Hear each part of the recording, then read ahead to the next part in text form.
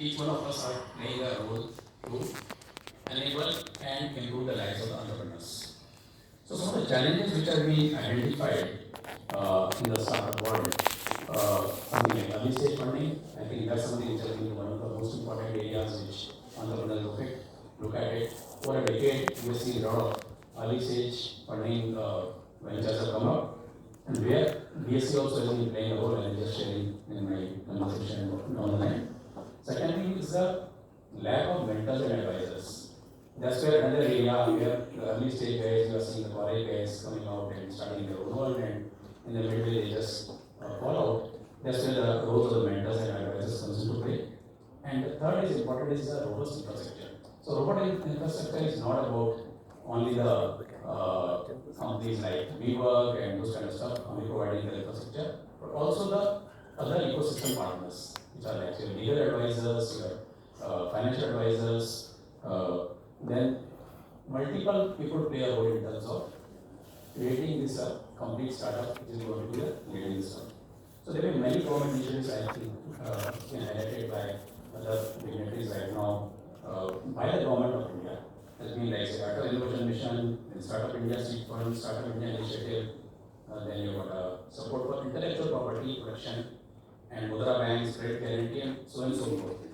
So the role of government as well as the private sector partnership is very important for growing this ecosystem. So where does the role of BSc comes in terms of fundraising? I'm sure you must be looking at the Bombay Stock Exchange and growing the leaps and bounds in the last 8-9 months particularly. I'm sure if you are looking at the stock market and stock price, we are tripled in terms of our market capitalization in the last 5 months. So there are a lot of things which are happening in terms of growth, where the deep technology is being used, even at exchange level. That's something I'll be sharing with you. But more importantly, from your perspective, people know Bombay Stock Exchange is the oldest stock exchange in Asia. I'm sure some might be knowing, some may not be knowing. We know because of the web series what we saw during our COVID time, but more important is the oldest stock exchange in Asia, and we'll be completing 150 years of existence next year. That's something which is really surviving for 150 years is one of the important things to do that. So a lot of people are thinking it's the oldest might be slowest, but oldest is the fastest. We are amongst the fastest stock exchange in terms of the throughput of the transaction in the world. 6 microseconds. That's the kind of technology which is being used at there. It's amongst the fastest, trust me on that. So our story goes back in terms of creating $2.8 billion kind of money has been not raised against the market capitalization related to the issuance of debt and equity on the platform, which is very large. And we keep on creating every day some new startup getting listed on our platform, on our SME platform every day. That's what we keep on seeing, the kind of the growth of the wealth which is getting created for these startups. So how does the Bombay Stock Exchange play in terms of particularly the startup ecosystem? Because you might be thinking the company becomes mature, they go to the Bombay Stock Exchange and get listed. So we got a different platforms for different segment of the market. One is particularly for the BSc startup platform. So there's one institute called BITSIF. Then just go and do a Google search on that. It's a foundation set up by BSc Institute as well as BIR Bioscience Futures Private Limited to promote startups and support the Government of India vision of entrepreneurship, development and innovation culture.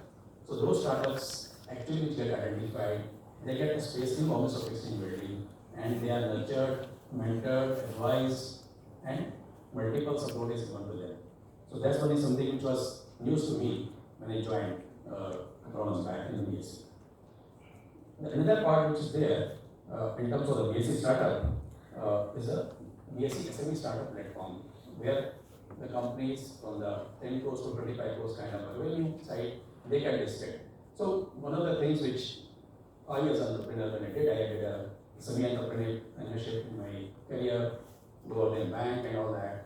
So always you want exit to your equity which you hold. You want a partner, you want to raise a capital. That's where the SME startup platform plays a very important role. So more than 459 companies have already got listed onto the SME platform till date.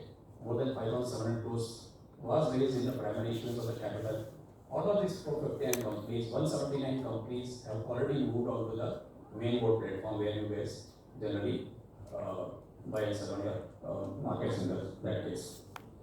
Another platform which is much more earlier stage in that case, which is a startup platform, where particularly I think today's discussion is on the deep technology and all that. Those companies under these sectors, I just named the sector.